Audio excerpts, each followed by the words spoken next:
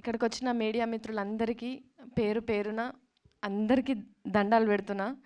ఎందుకంటే ఇక్కడ మేము కెమెరాల ముందు ఎంత పర్ఫామ్ చేసినా ఫ్రమ్ ద ఫస్ట్ డే మీరందరూ మమ్మల్ని జనాల దగ్గరికి తీసుకుపోయే దాంట్లో చాలా అంటే చాలా పెద్ద పాత్ర పోషించిండ్రు. అందుకు మీ అందరికీ నేను జీవితాంతం రుణపడి ఉంటా. అండ్ ఇప్పుడు సినిమా గురించి అంతా వీళ్ళందరూ చెప్తూనే ఉన్నారు. ఏదో నేను ఉడతభక్తి సాయం మాత్రమే చేసినా కానీ కష్టం ఈయనది, ఫలితం అందరిది.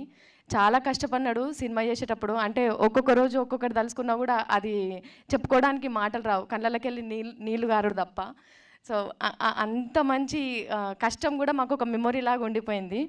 ముగ్గురితో స్టార్ట్ అయింది సినిమా. రాకేష్ గారు, అంజన్న, చరణ్ అన్న ముగ్గురితో స్టార్ట్ అయ్యి దాని తర్వాత వంశీశేఖర్ అన్న వాళ్ళ హ్యాండ్ పడంగానే చాలా అంటే చాలా లక్కీగా ఫీల్ అయినాం మేము. ఆ తర్వాత శ్రీనివాస్ గౌడ్ గారు ఈ ప్యాటర్న్లకు రాగానే అసలు ఇంకా మా ఆనందానికి మా కష్టానికి ఇట్లాంటి కష్టాలు ఇంకా ఎన్నైనా ఎదుర్కోవచ్చు అనే ఒక భరోసా వచ్చింది. అంటే ఒక మంచి జరిగేటప్పుడు ప్రకృతి దానంతట అదే అన్నీ క్రియేట్ చేసుకుంటుంది అన్నట్టు. ఈ సినిమా స్టార్ట్ చేసిన దగ్గర నుంచి చరణ్ అన్న అప్రోచ్ అయిన విధానం కావచ్చు, అంజీ అన్న దగ్గరకు వచ్చిన విధానం కావచ్చు, వంశీశేఖర్ అన్న వాళ్ళు వచ్చిన విధానం కావచ్చు, సినిమా రిలీజ్ డేట్ ఫిక్స్ చేసుకున్నాం రిలీజ్ అవుతుందో కాదో అని చెప్పి డైలమాలో ఉన్నప్పుడు శ్రీనివాస్ గౌడ్ గారు ఒక దేవుళ్ళలాగా వచ్చి మేము రిలీజ్ చేస్తాము అని చెప్పి హామీ ఇచ్చిన విధానం కావచ్చు, మాకు చాలా అంటే చాలా ఇంకా అంటే మేము ఫ్యూచర్లో ఇంకా సినిమాలు చేస్తాం కావచ్చు, ఇంకా కష్టపడతాం కావచ్చు, కానీ ఈ సినిమా ఇచ్చినంత మెమొరీ కానీ, ఈ సినిమా ఇచ్చినంత రిలేషన్స్ కానీ, అంటే ఇవన్నీ మేము జీవితాంతం కాపాడుకుంటే మాకు అదే పెద్ద కోట్ల ఆస్తి అనుకుంటా.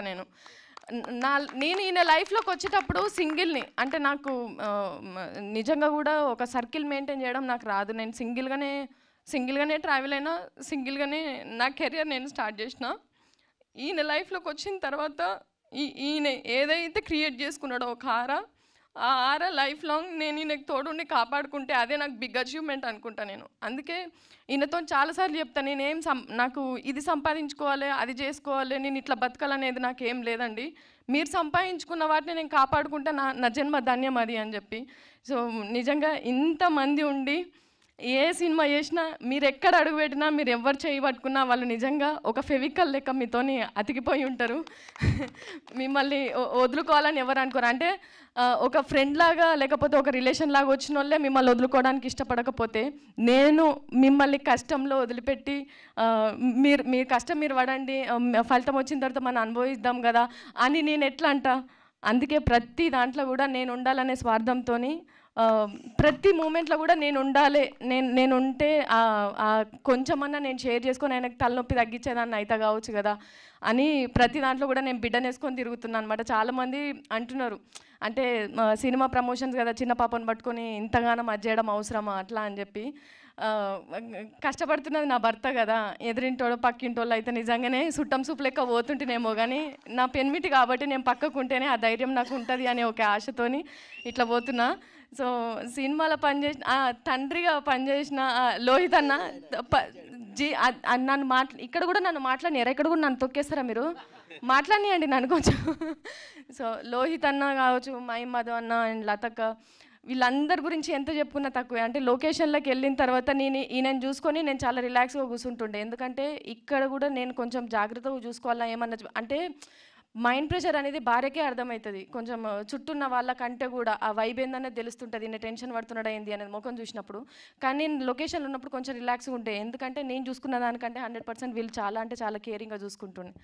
సో ఎస్పెషల్లీ అంజీ అన్న అండ్ చరణ్ అన్న, మీరు ఈ సినిమాకు దొరికిన అదృష్టం అనుకుంటా నేను. ఎందుకంటే అన్నాని ఏ ముహూర్తంలో పిలిచిండో కానీ సొంత తమ్ముళ్ళని ఎట్లా చూసుకున్నారో అంతకంటే ఎక్కువ చూసుకున్నాడు. సో నీకు ఈ సినిమా వరకు మాత్రమే తమ్ముడు కాదు, జీవితాంతం తమ్ముడే. అన్నిటిని భరించాలి, అన్నిటిని తట్టుకోవాలి, ఏ రాత్రి ఫోన్ వచ్చినా ఎత్తాలి, ఏ రాత్రి మెసేజ్ పెట్టినా రిప్లై ఇవ్వాలి. సో అట్లుంటుంది మనతోని. Thank you so much. మళ్ళీ ఒకసారి నేను అంటే పేరున అందరు చెప్పిండ్రు కదా, మళ్ళీ నేను చెప్తే ఇప్పటికే లేట్ అయిపోయిందని చెప్పేసి మా ఆయన పక్కకుండి చేతులు కాళ్ళు కళ్ళు పిసుకుతుంటారు. So thank you so much అందరికీ.